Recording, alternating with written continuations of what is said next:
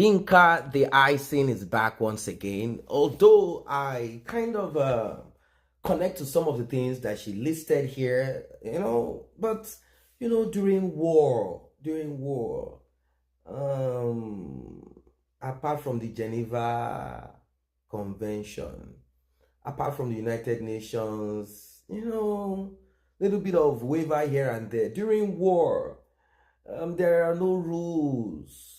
If it is your teeth, if it is your fingers, your nails, your legs, your whatever weapon that is available is oftentimes used. When Yinka came into the life of Queen May, she started subtly, in a subtle way. She said she does not like the spirit of Judy Austin. I love the spirit of this woman. Her spirit irritates mine. She spoke as if she's in charge of Judy Austin's life. As if she gave Judy Austin a blueprint of how to live her life. We all know that Judy Austin didn't do well. Not because she got pregnant for you, Edochie, or any of that. Of course, to some people, it is bad. It is not good. This person is a married person. Leave married men alone. We know. But the thing is that in our society, there are many people that are talking are products of polygamy or some extramarital affair. Are we saying it's a good thing because you do not have the conscious choice to determine how to be born? No, that's not what we are saying. And there's nobody that says or that is saying one man, one wife. No, not at all. It depends on your religion and your culture. It is not a universal thing. So about the polygamy is not the thing. The only issue here is how you, Edochie, and Judy conveyed it, how they went about it. That is the thing that bothered so many people. And of course, the loss of Kambili, that's the major here. So when Yinka the icing came into the scene, she dropped one or two things that then people didn't know her. We used to see some of her few comments, but it was like one of those multitude of comments here and there. She wasn't relevant. Not until she made her presence known.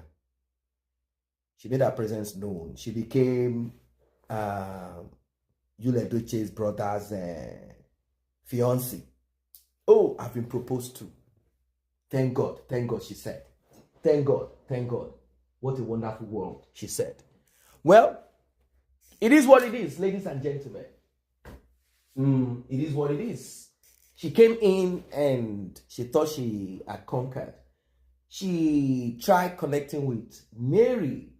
Like, I'm soon going to be one of the wife. That's how she speaks. I'm so, the thing about, I'm so going to be wife to Linc, the brother of Yo. So I think it's time for us to come together as one. And, the thing about it is that I'm the daughter of one ambassador.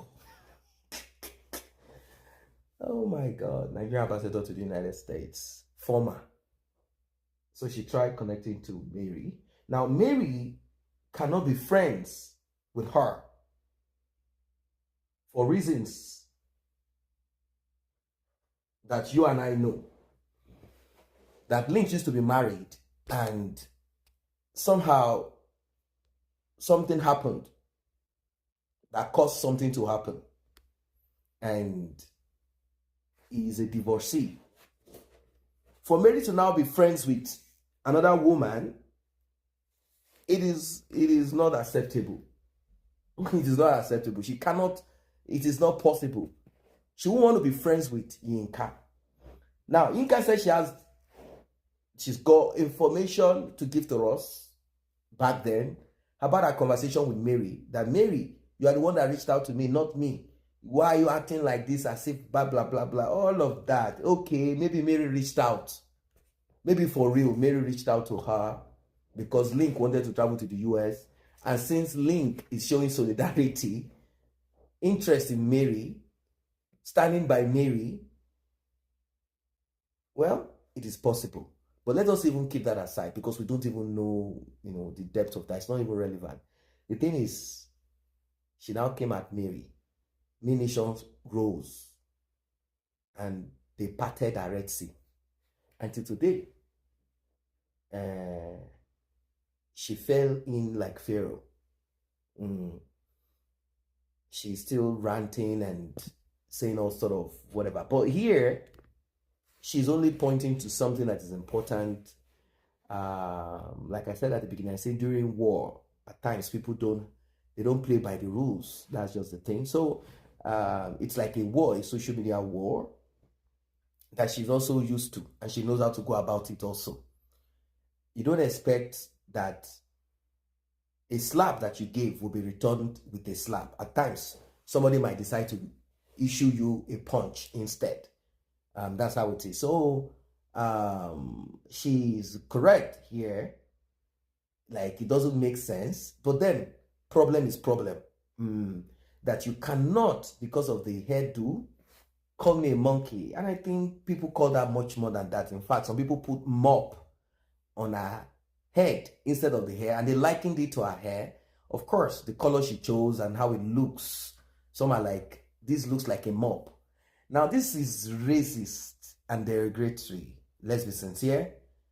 These are some of the derogatory and dehumanizing terms or description, utterances, narrative that have been put out there by Caucasian in the hope to demonize everything about brown skin people, melanated people, to demonize them, to make them feel less, to make them feel awful, to make them useless.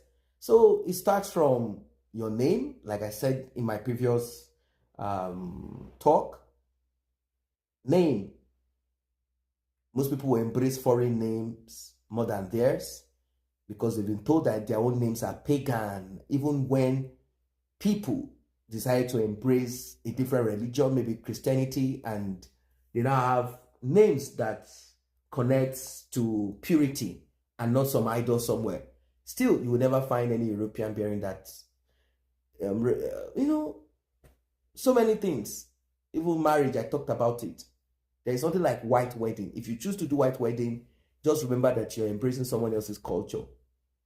There's nothing like white wedding for Africans, but if you choose, it's your business. If you choose to do Indian wedding, Chinese wedding, Taiwanese wedding, it's your business. But just know that you are out of line, even if it is your choice. And just bear in mind that you're out of line, because your marriage is supposed to be a family affair and it's supposed to be your culture. As long as you are not, if you say I'm a Christian, as long as you're not doing idolatry in your practices. So that being said, so they said she's a monkey and all of that. No, I told you likening her hair, comparing her hair to that of putting a mop is derogatory. And these are some of the things that those Caucasians put out there, that Africans have this kind of kinky hair that can be likened to that of a mop. And it looks like this, it looks like that, that kind of thing.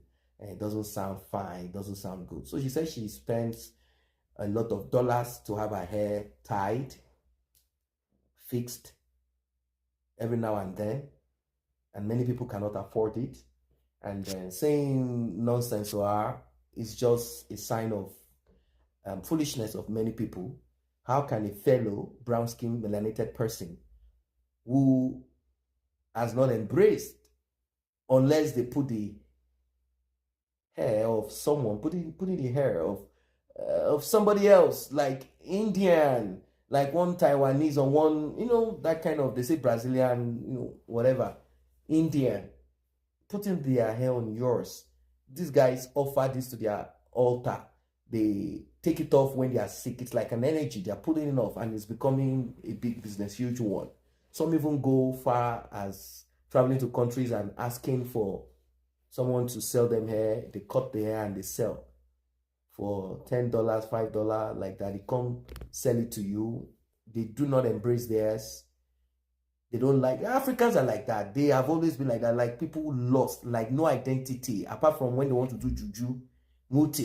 Now they go to their root, like I'm going to do that person. I'm going to die. But when it comes to their physical look, females, and some men too, but most time female, they've lost their identity totally. They have lost their identity totally. That's the truth of it. But like I said, Yinka, this is war. There are no rules.